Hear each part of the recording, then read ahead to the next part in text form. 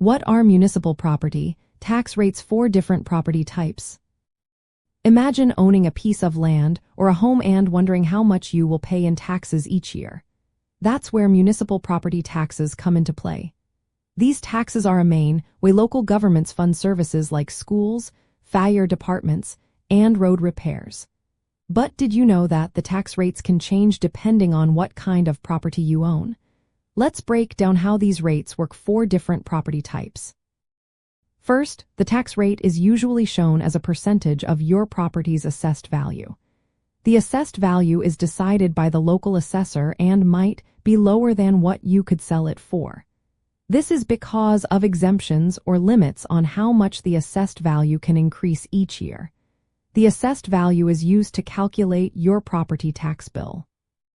For residential properties, which include single-family homes and condominiums, the tax rate is often the base rate set by the municipality.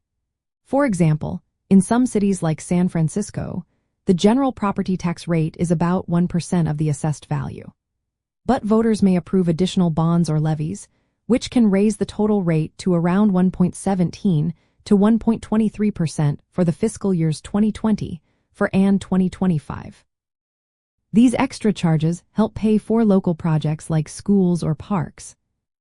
Commercial properties, such as office buildings or retail stores, usually face similar base rates but tend to have higher assessed values because they generate income. Some cities add extra taxes or fees on commercial real estate to help fund specific programs.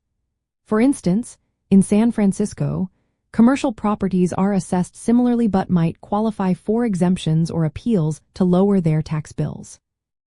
Industrial properties are taxed in a way similar to commercial ones, but the exact rate can depend on zoning and how the land is used. Some municipalities may impose special assessments on industrial zones to cover infrastructure costs like roads or utilities.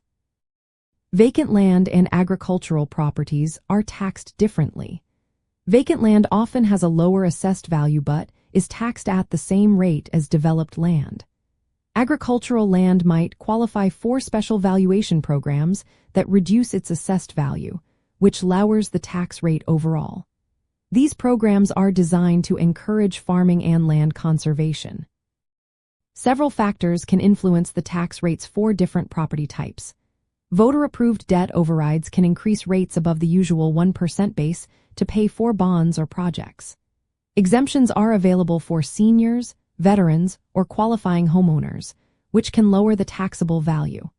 Property owners can also appeal their assessed values if they believe their property is overvalued, potentially reducing their tax burden.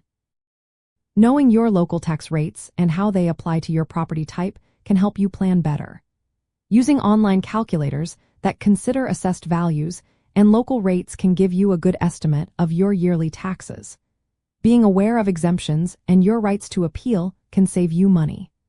Keep in mind that municipalities often adjust rates each year based on budgets and voter decisions, so staying informed each fiscal year is a smart move. In summary, municipal property tax rates differ by property type mainly because of how properties are assessed and local tax measures. Residential properties usually pay the base rate plus extra charges, while commercial and industrial properties might face slightly higher rates. Special programs and appeals can also influence the final amount you owe. Understanding these differences helps you better manage your property taxes and plan for the future.